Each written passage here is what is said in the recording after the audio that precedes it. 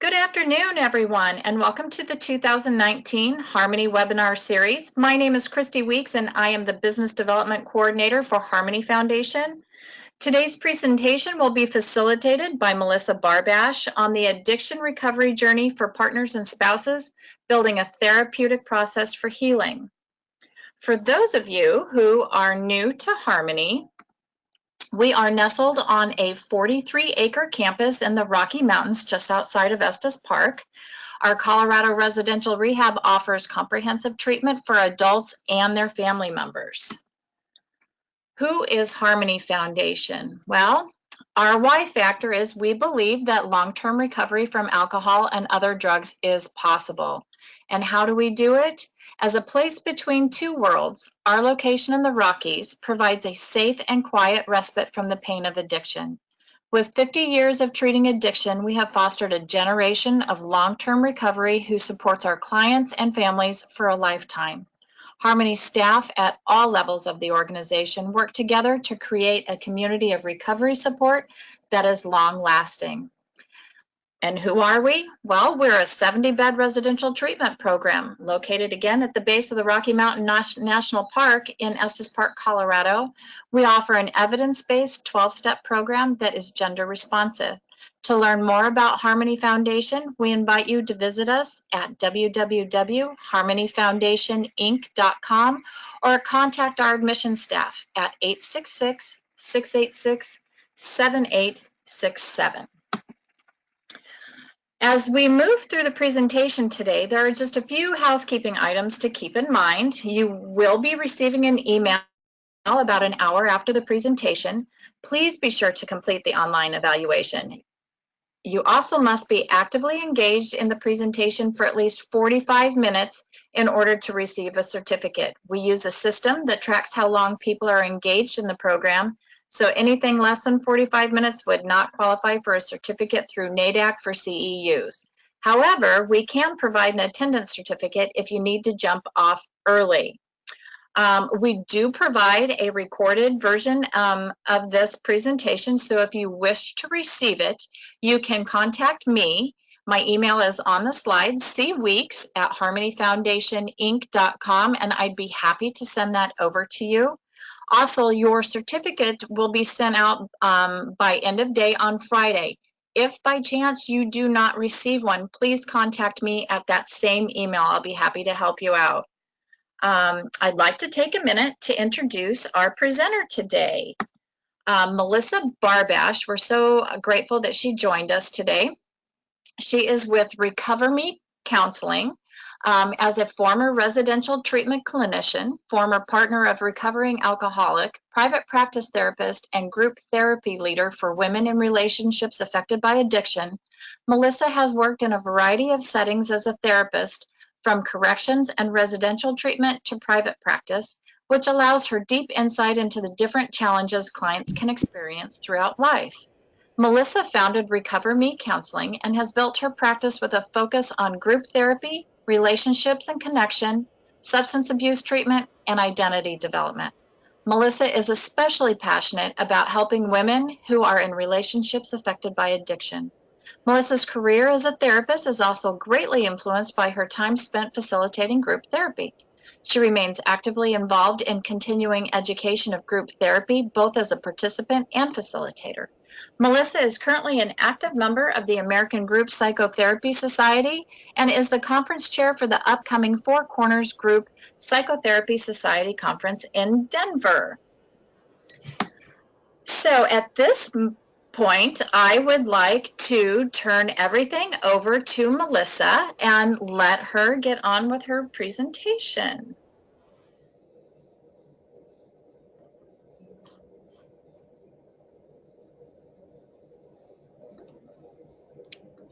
Okay. Sorry, there we go. Thanks, Christy. So my name is Melissa Barbash, and thank you to everybody who's joining today. The title of my presentation is My Relationship is Affected by Addiction, and that is the title of my group also, my women's group. So I wanted to talk to everybody about how to engage partners of someone who is struggling with addiction in their own therapeutic process. I know that's a common struggle in addiction treatment, to try to get partners involved in their own care. So we're going to just kind of head into the presentation. I'm going to do a little intro into myself. I know that Christy also introduced me, but I'll tell a little bit more. So as Christy stated, currently I'm a therapist in private practice in Denver. My practice is focused on relationships, substance abuse, and highly specialized with women who are in relationships affected by addiction. I run a women's group. There's usually no more than 5 or 6 people in that group to give everybody the space that they need to get a little bit of help and be able to talk about some of the chaos that has been transpiring in their lives. I also worked as a residential treatment clinician in a primary care facility. So I also worked in the family program as well. So I've worked with both patients who are in addiction treatment, clients, and also family members. And a personal note is that I'm also a former partner of somebody who is in recovery. And so I had my own journey as well. So I want to start with why we're talking about partners. And the first sentence is, if we don't, partners will continue to be lost within the addiction treatment process. This is all from my experience and opinion, and a lot of work experience and some personal experience. So what partners being lost within the addiction treatment process means to me is that there's a lot of help out there for parents, and parents often are a little bit more able to ask for support and perhaps go to Al-Anon or perhaps be in therapy. And there are a lot of news stories, a lot of blogs about parents getting help when their loved one is in treatment. But there's not so much out there about partners getting their own help. And they tend to be kind of a pulled together with all of the other family members when they go to like a family program or when counselors talk with them. So they don't seem to have their own identity right now outside of the family system. We're also talking about partners because they do not heal in the same way as other family members. If we're talking about parents in particular, for example, they often, not always, but often do not live with the person that is going to treatment. So they don't experience the day-to-day chronic use. They don't experience the conscious living with trauma all the time. And the partners go back to living with the person in treatment again. So they heal in much different ways. Partners can remain stuck in anger and resentment for years after someone has been in recovery. I've seen this many, many, many times, people that are stuck in anger and resentment for 20 plus years, even though their partner's been in recovery that long. And I think that they deserve more than that. So, sorry for a second. Okay, so partners can remain stuck in anger and resentment for years after someone's been in recovery. The anger often is a tool to help the person to not get hurt anymore, and it's a destroyer in the relationship and for the partner's own identity. We're talking about partners because they don't receive the ongoing support they need. Often they're given a good kind of like snippet into family programs, which is helpful, and then perhaps given some names. But partners need to be treated in a different way, and they don't always understand why support is recommended or why therapy is recommended, and we need to talk to them a little bit differently. So people really want to seem to help partners but struggle to know how. I've seen that a lot in treatment centers. The amount of trauma and emotional and physical distress that partners can experience can last for years. There can be anxiety, there can be autoimmune illness, and it can fundamentally change how that person experiences their life. So I think we need to target how to help partners so that they're not completely lost. If partners do not have the opportunity to heal, the relationship cannot heal. I've seen a lot that the person who is in treatment gets a lot of help, and then the relationship just kind of fizzles. The partner needs their own help in order to help the relationship heal. And that's with every instance that I've seen.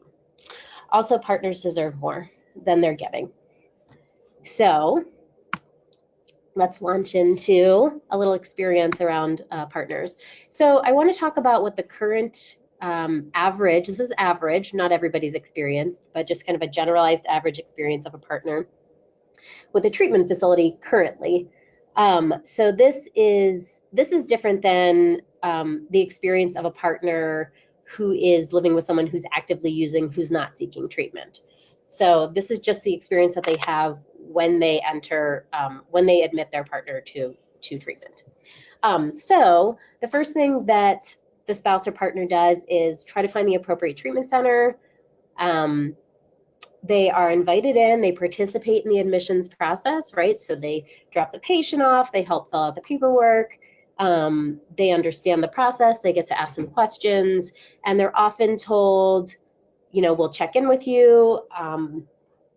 A clinician will contact you, somebody from the family education department will contact you.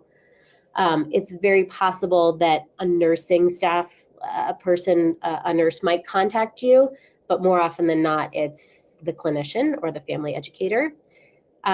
So the partner's first experience with that is going home, breathing a big sigh of relief because they can sleep for a few days, but then getting kind of agitated again because they've been so involved in their loved one's care that they need to know what's going on. So they wait their phone call from the clinical team. Sometimes, a lot of times, they call in to obtain an update because they want to know a little bit sooner. And they might also contact the nursing staff to get some of those updates if the person is in a detox facility.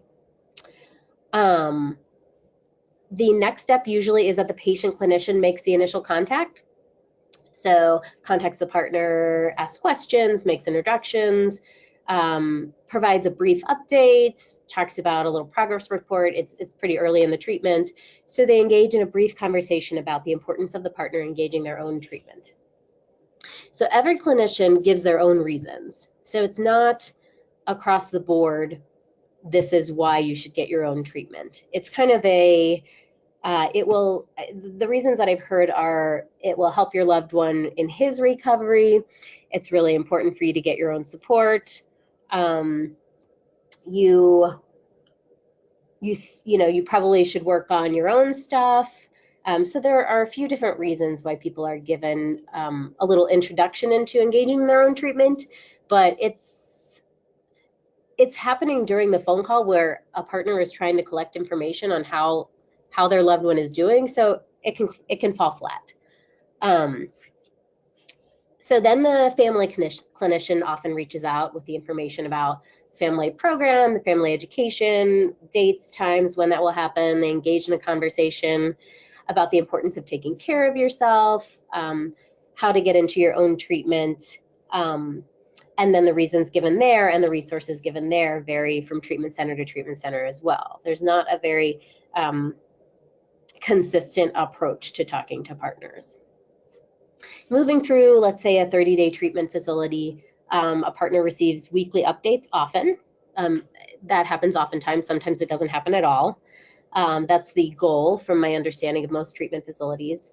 They receive a resource list for local Al-Anon meetings, and most of the attention centers around how their loved one is doing in treatment, and then encouraging Al-Anon. So then the partner engages in family weekends or a family week, and a little seed is planted about the importance of engaging their own treatment.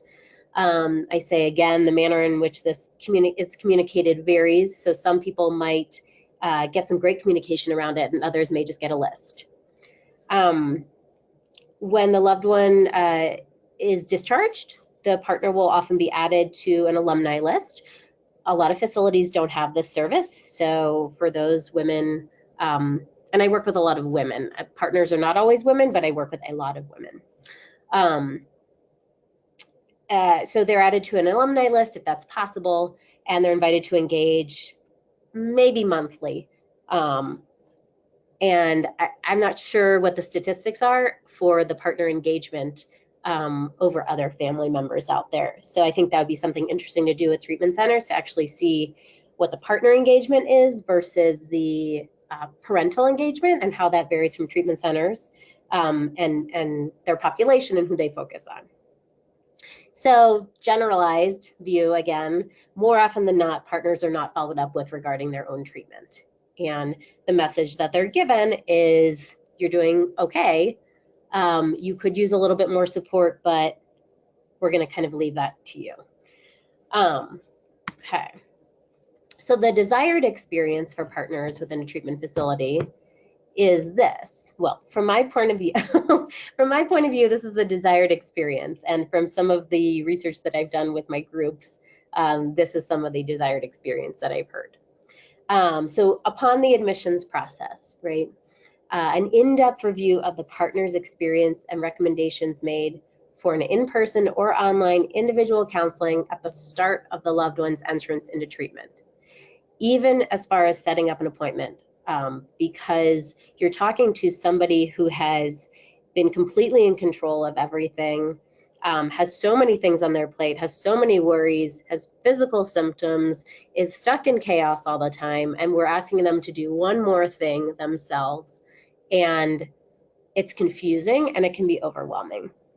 So I'd love for treatment facilities to change this admissions process, where someone is there at admissions to talk with a partner about how to get into their own treatment, their own counseling, their own group, their own Al-Anon meeting, whatever it is, and helping them to do that. We help people who come to treatment to engage in their groups, to talk to their therapist.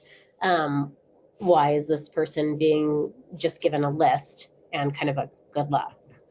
Part of the desired experience is then clinicians engaging in a conversation about the importance of individual or group counseling for the partner, and providing the why and the how. So I might be asking a lot, I realize that, because clinicians are overworked in inpatient treatment. So I completely understand that, and adding one more thing sounds really overwhelming. However, the benefits are, when you can get somebody's partner into their own treatment, a clinician is able to show up more for the person in treatment, but by having them have their own support, by having the partner have their own support outside of that. So it's a benefit for both sides. You might have to spend a little bit more time on the phone with this person, and clinicians are great at this, right? So clinician's entire job, that counselor's entire job, is to figure out someone's motivation and maybe barriers. And so it's quite possible to understand on a phone call how somebody needs to get into treatment and to find their why.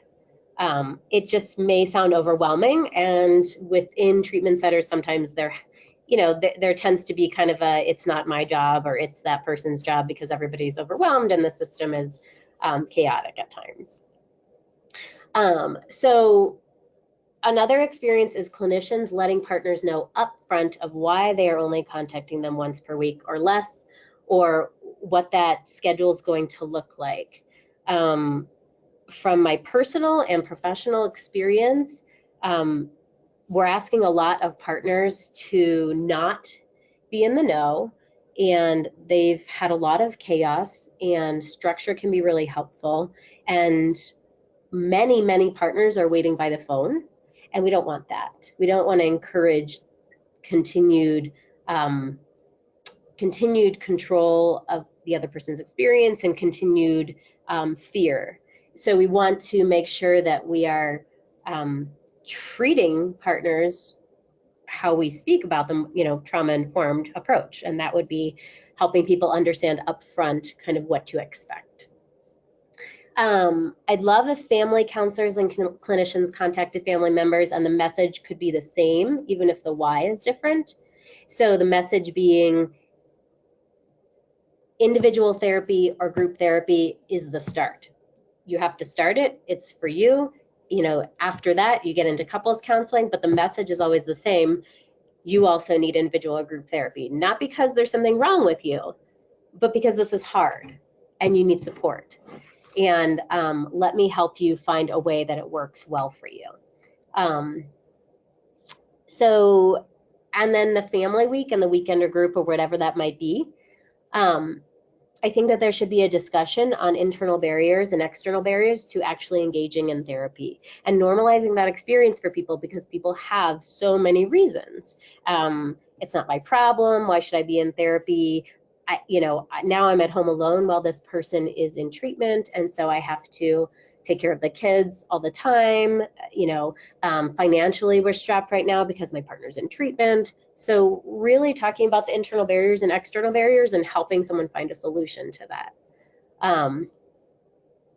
So during a family week or a weekend or a group, whatever that might be, I find that it could be valuable to have a discussion on how partners are different from other family members. So they're always grouped with parents, children, grandparents. I understand that it's a systemic disease and it's a family systems challenge. However, they need to understand that they are also different because that person, the loved one, is coming back to that house. And so they need a breakout to learn about the intricacies of actually being a spouse or a partner and how to hold boundaries as that and how to engage in the relationship as a partner rather than how other people are going to engage. I think partners still be added to an alumni list. I think that's great, but they'll have ongoing support rather than awaiting meetings. So I know that Al-Anon is prescribed or suggested. I know that Smart Recovery is often suggested, actually for family members as well. But there's a lack of resources that are suggested. So I think ongoing support. I know that there's some great family recovery coaching out there now these days, so that's great. Partners will also have a good understanding of their own experience, emotions, needs, their own patterns, so that they do not have to take on their loved one's experience as their own. I may be asking quite a lot, but I would love to see many of these things happen. Okay, so I want to talk a little bit about what might be getting in the way of some of these desired experiences. So I want you to think about how long it actually takes for someone struggling with addiction to enter treatment, and remember that partners are just as scared. So we get really frustrated with partners because they don't go into treatment right away, but they're just as scared. And because they're so in control and because they have everything together often, we kind of assume that it should be easy for everybody, or a little bit easier than for the person entering treatment, but it can be harder. So one of the things standing in the way is systemic burnout.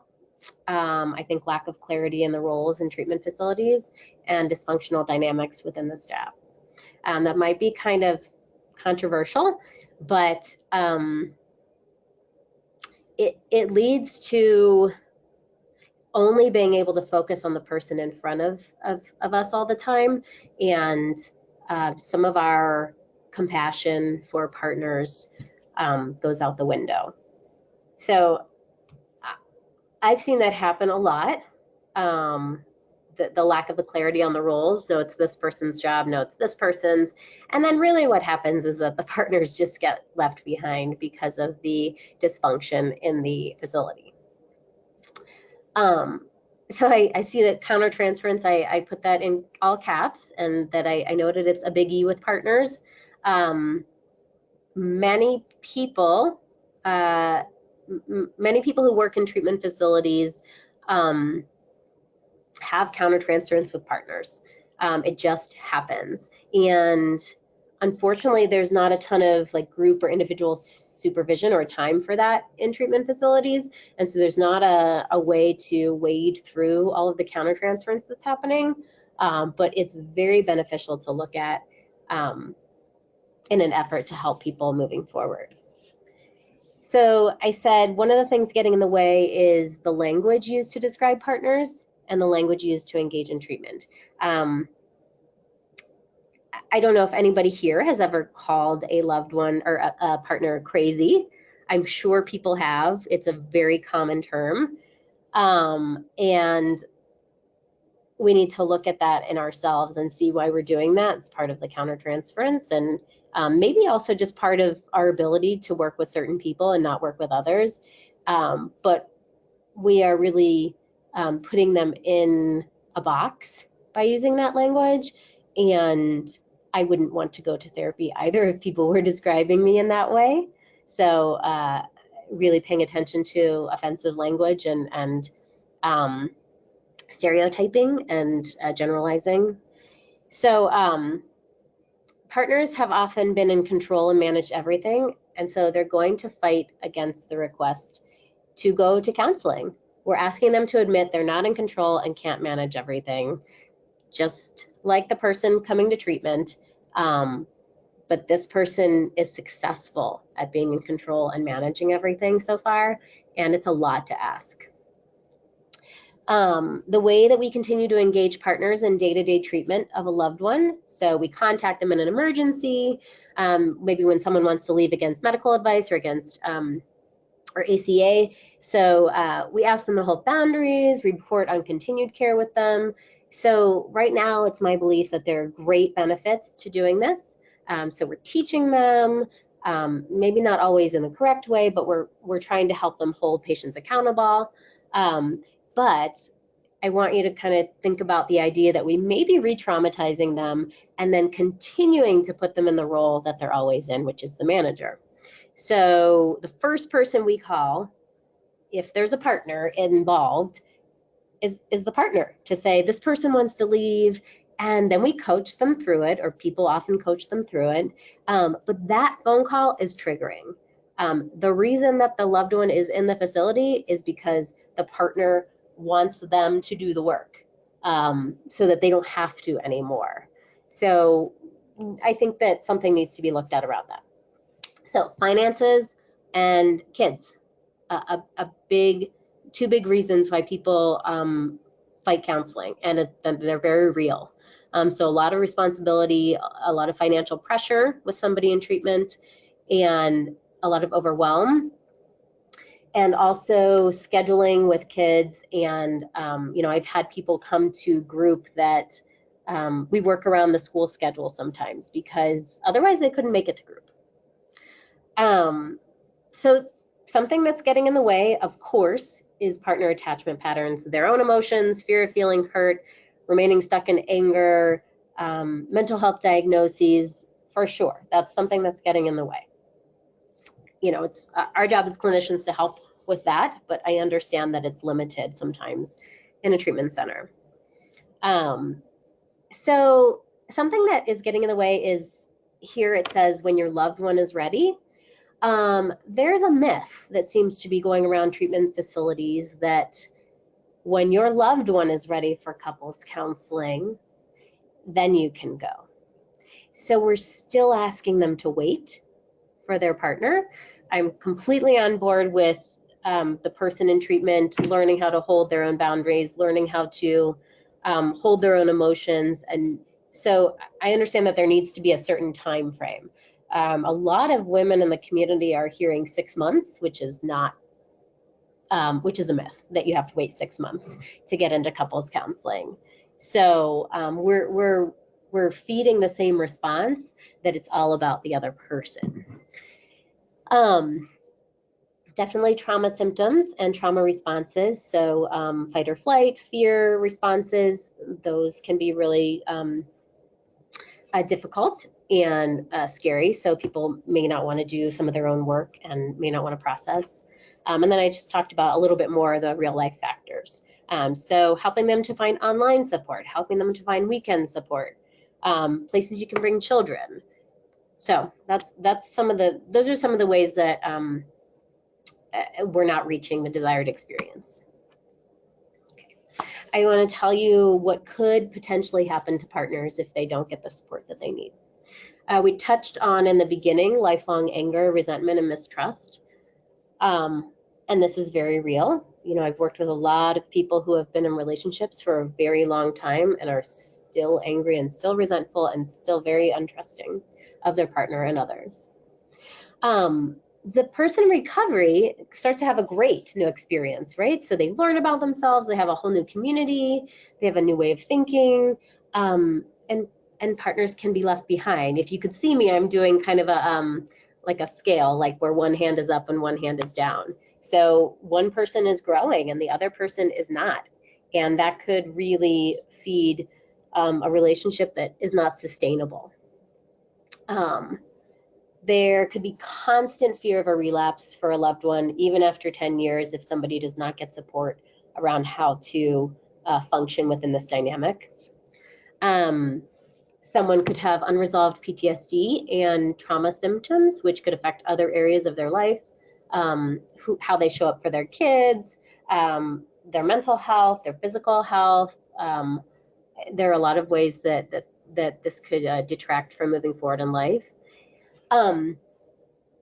Often there's a fear of intimacy or a lack of intimacy in a partnership, and sometimes sexual trauma that perhaps the loved one is not aware of because they were under the influence. And this is really important for somebody to heal, because you do not want a partner being intimate, having sexual contact with their loved one if they do not want to. And they need to learn about how to explore what they're feeling. Let's say that this relationship doesn't move forward. This pattern could show up in new relationships moving forward. So I've worked with people who get into a new relationship 10 years later, but are still highly aware of how much that new person drinks, even if they don't drink a lot. Partners especially tend to lose friends, have increased social anxiety, and they shut down to vulnerability and have increased loneliness. And so this is an outcome that could happen if they do not get the support that they need. Hey, Melissa, real quick, I have a quick question. Sure. So I would like to know if we're going to go over some resources and options that partners can use immediately. So I'm happy to send out some blogs, but that's part of what I'm saying is that there are not a lot of resources that people can use immediately other than, so for each treatment center, this is specific to treatment centers, for each treatment center, having a list of actual individual or groups that people can go to for that person. So I'm happy to send some links to some reading people can do, but I'm not a super proponent of just sending people like blogs and resources, because that's all partners are already doing. They're already researching all the time. I'm a proponent of giving them individual therapists that are actually accepting new clients, contacting them with them, groups that are in the area that are available. Does that make sense? It does. Thank you so much. Yeah, and if they have a question about like maybe a particular area or a particular city, I'm happy to help find some people to direct that person to. Perfect. Thanks, Melissa. Okay. So part of the phases that partners can experience are these. I've come up with these stages based on how people have functioned in group and how I've worked with people in the past. So you'll notice maybe a stage 1 for people, which is chronic chaos. So they cannot do anything else, right? So they're just constantly in fight or flight. They're sick, they're super traumatized. They're in these like fight or flight levels of fear. They're in high levels of monitoring. So they're always hyper aware of what's going on. Insomnia, sleeping with the phone by the bed, like anxiety for no reason that they don't know of, depression for a reason that they can't understand. So chronic chaos. Stage 2 would be consumed by you. So these are just what partners can experience, and this is what I tend to see in group and individual counseling. So the struggle with Al-Anon, which I support and I send people to and I recommend for people, is that it's tough to talk about your loved one. And because the whole point is to start talking about yourself, but some people just can't do it. And some people have underlying mental health symptoms that just cannot support them not talking about their partner yet. So they're consumed. All I can talk about is my loved one. Stage 3 is, okay, you know, my anger, my hurt is keeping me going. I don't want my partner to hurt me, so I'm just going to hold on to my anger. You know, at least I can live in the same house with this person now. We can talk a little bit, but I don't really have to engage in a vulnerable way yet. Stage 4 is a little inkling of, I might be ready to learn about myself again. I still have a chronic fear of my partner's relapse. It's still in my mind so much, but I'm a little bit more open to letting go of the anger, and I'm a little bit more open to learning about myself and my patterns, and maybe looking at my part in how our relationship has been dysfunctional. Stage 5 is getting my own needs met. I start to learn how to ask for what I need. I really try to detach from taking on the responsibility of my loved one's addiction and emotions, which is a big one. A lot of women that I work with tend to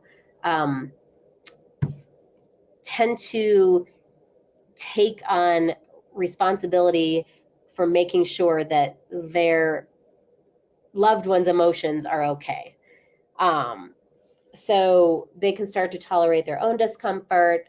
And while it's uncomfortable and they don't really understand it, learning to put themselves first when they need to, and not in a punishing way, in a very authentic way. Stage 6 is kind of feeling like my own person again. You'll notice this person has more strength in their autonomy. They definitely trust themselves more. They're opening up. They're not isolating as much. A lot of women say that they can laugh again. They found their voice. And really, they can show up to own their own part of the dysfunction in the relationship in a very healthy way. This is a very long slide, so you don't have to read it. I will read it.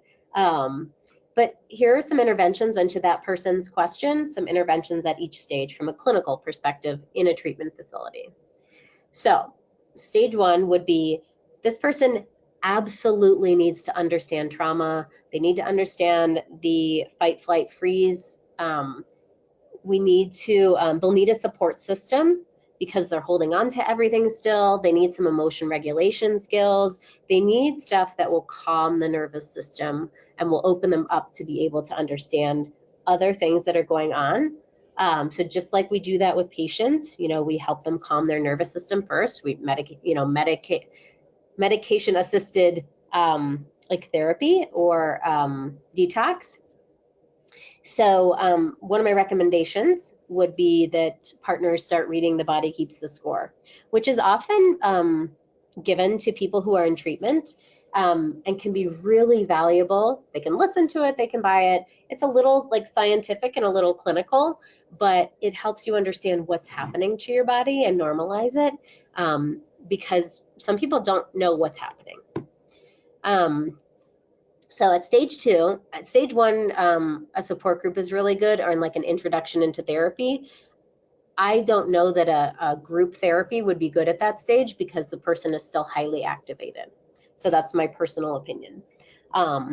Stage 2, so this person can start to go into a process group and individual therapy where they can have space to talk about their loved one. They need that space. It's too much to just rip it away from them. We don't rip drugs away from people without giving them a detox.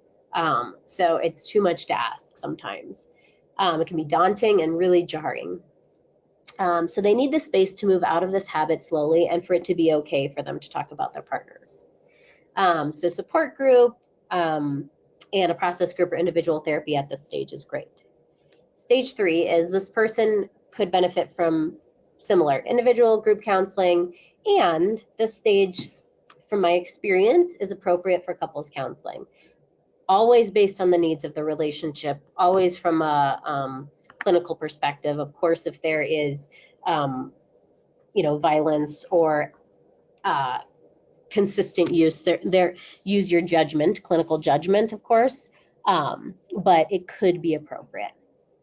So this person's usually avoiding intimacy and vulnerability, and like we talked about, the anger is providing a space to tolerate the hurt. This person needs a space to validate their anger and then help them to separate from this emotion. So if we try to take it away too quickly, that's too much for somebody. So this person's a bit more open, emotional, and pattern challenged than the person in the first two stages. It's a little too raw in the first couple stages. And like we talked about, allowing this person to stay in their anger can really be disruptive to their life and to the relationship. It says, so I wrote, the anger is empowering this person to survive, and now we need to teach them how to do so with their other emotions. Stage 4, so this person's in need of individual therapy or counseling, or group counseling, sorry. They tolerate challenges, they want to understand their attachment patterns, they need guidance, they need to detach from their partner's recovery and move into their own. They really start to begin to recognize how to communicate with their partner in a different way, and they really learn to begin to receive feedback and not personalize or defend. And they learn how to begin to create some healthy boundaries, because I see a lot of partners who come to me and are confused between boundaries and rules and ultimatums. In stage 5, individual, group, or couples therapy again. So their communication is improving daily. They're beginning to feel more confident. They have some self-compassion. They have compassion. Their compassion is increased for their loved one.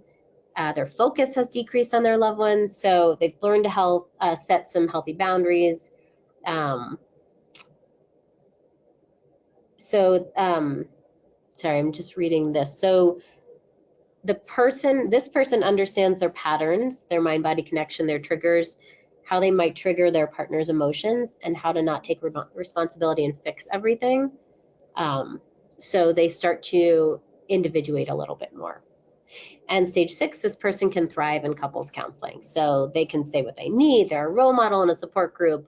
They know themselves well enough to know what to say. They can accept feedback more. They have an intentional journey and understand they can be their own person. So what else can you do from a treatment facility perspective? Always educate, so always give an array of tools for someone to use. So most treatment centers, talk about trauma, talk about codependency, but also be open to the fact that this partner may have some different ideas of what words work for them. For some people, language is very important, and they're going to reject some of the language that you may use with them.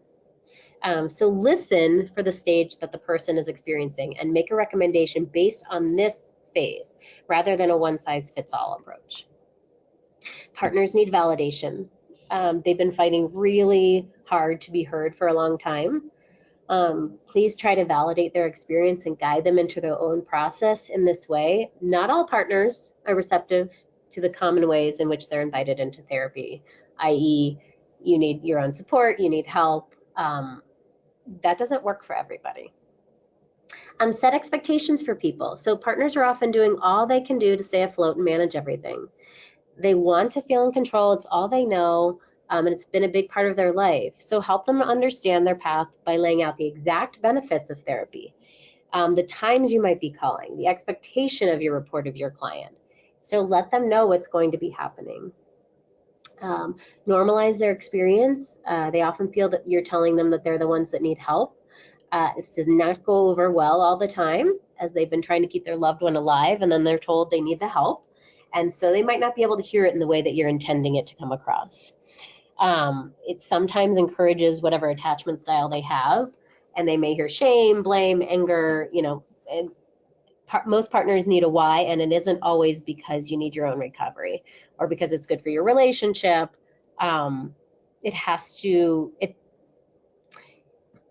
It isn't going to go over so well all the time if the person doesn't know if they even want this relationship. So it has to be tailored to the person. encouraging. So partners are always going to put up walls and barriers as to why they cannot be in counseling, not always, but oftentimes. The same as clients who are in treatment for substance abuse. So just like your clients need to understand their options to meet those external barriers. So basically treating them like they're human beings, and that it makes sense as to why their walls and barriers are up. Stay current. Do not always just give out a list of practitioners. That's one more thing for the partner to do. Sift through a list, make these calls. Just as you do with your clients, help them set up something, or maybe give one name to start. Make sure that they're taking new clients. Help them through the process. Perhaps that's maybe what the coach does. But it's a lot to ask of somebody. There's good research around how partners well, not partners specifically, but people who multitask all the time just can't do everything all the time anymore. It's too much. So we need to help them figure out an approach to do this. So if nothing else, let partners know that they need their own support as their loved one goes through this process. They believe when the person is sober, everything might be better. So just please let them know that they will want someone on their side to go through their own journey with them. They want someone who is there just for them, because their loved one is not going to be able to be this person at first. And I think that they feel that way, that's the expectation. So they need to believe in themselves and find hope in their own existence. Okay, so we're almost done. And I just want to know, I just want to make sure I've said a lot of things that could be changed, but I just want to make sure I also say thank you to everybody if you work in a treatment facility, or if you just work with partners or people who struggle with substance abuse, because I know you're doing fabulous work with clients and partners, and I know it's extremely taxing and can be overwhelming to work in a treatment center. I know not only are you trying to help clients and families, but you're navigating the interpersonal dynamics within a treatment facility system. I know some of the things I'm suggesting may seem out of reach, because there's not a lot of time for everything. I know some of the things I'm suggesting seem out of the scope of your job description, and I'm confident moving forward, hopefully treatment centers can kind of figure out how to help with dividing responsibilities. I know that if we can get partners the help and support they need, then we can get couples into counseling much quicker and with more awareness and practice. I know that if we can get partners the help they need, the person in treatment for substance abuse can continue to thrive even more. And I know that we can change the discussion with partners and spouses within ourselves and within the facilities in which we work. So I have a little question slide. Hi, okay. It looks like, let's see, it says, Melissa, we're hearing a lot of the problems behind this and where you would like to see this improved, but we also need to know what we can do to help. Telling us there are no resources out there kind of puts the cart before the horse. It sounds like you're asking us to invent a whole new treatment plan for partners based on what little you've shown us here. So in my experience, this is just my experience, I don't give lists of resources. We are the people that can help. So I'm not saying that there's not a possibility for help and that there's nothing out there. I'm saying we need to change the way we're doing it. That is the point of the presentation, to get people in treatment centers trying something new. So you're exactly right. I'm dissatisfied with the way that the treatment center approach has been given thus far, and I am asking us to invent a new way to do it. So the resources that I believe are out there, of course, are Al-Anon, is group therapy, is individual therapy. The resources that I'm suggesting is us, that we help them get into therapy. Okay, hopefully that addresses that question. So thank you, Melissa, for your presentation, and I'll give anybody else who has any questions time to type them in while I kind of recap.